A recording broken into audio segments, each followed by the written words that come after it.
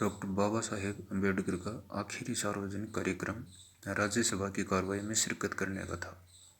नवंबर के आखिरी 3 हफ्तों के दौरान बाबा साहेब दिल्ली से बाहर थे। 12 नवंबर को वो पटना होते हुए काठमांडू के लिए रवाना हुए थे। 14 नवंबर को काठमांडू में विश्व धर्म संसद का आयोजन हुआ था।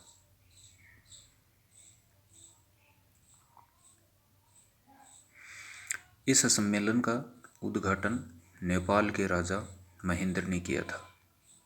नेपाल के राजा ने बाबा साहेब से मंच पर अपने पास बैठने को कहा था। ऐसा पहले कभी नहीं हुआ था। इसी से बौद्ध धर्म में बाबा साहेब के कद का अंदाज़ा हो जाता है। काठमांडू में अलग अलग जगहों पर तमाम लोगों से मिलने के बाद बाबा साहेब बहुत थक गए थे। भीमराव अंबेडकर की पत्नी सविता अंबेडकर, जिन्हें माई साहेब अंबेडकर के नाम से भी जाना जाता है, ने अपनी जीवनी डॉक्टर आंबेडकरांच्या सहवासात में इस बारे में विस्तार से लिखा है। माई साहेब के अनुसार भारत लौटते वक्त बाबा साहेब ने बौद्ध धर्म के तीर्थ स्थलों का दौरा किया। वो नेपाल में महात्मा बुद्ध के जन्म स्थल लुम्बिनी गए।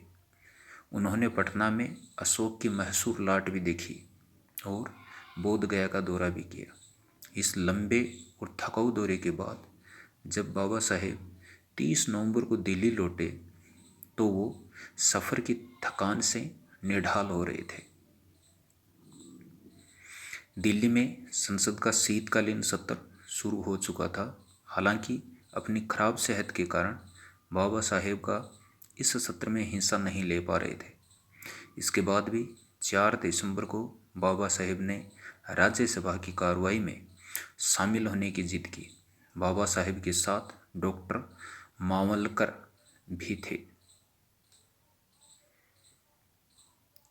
उन्होंने बाबा साहेब की सेहत जांची और कहा कि अगर बाबा साहेब संसद की कार्रवाई में शामिल होना चाहते हैं तो उन्हें कोई ऐतराज़ नहीं है। 4 दिसंबर को बाबा साहेब संसद गए, राज्यसभा की कार्रवाई में हिस्सा लिया और दोपहर बाद लौट आए।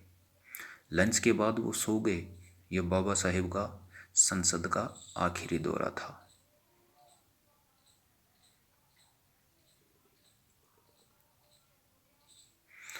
सोते हुए ही बाबा साहेब के प्राण पखेरु उड़ चुके थे। माई साहब को ज़बरदस्त लगा, वो रोने लगी। उस वक्त बंगले में केवल 2 लोग थे, माई साहेब और उसके सहायक सुदामा। माई साहब ने रोते रोते ही सुदामा को आवाज़ दी।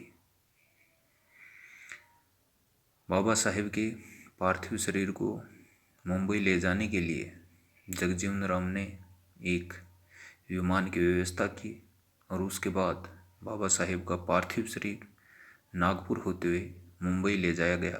फिर मुंबई बाबा साहेब के अभूतपूर्व अंतिम संस्कार की गवाह बनी।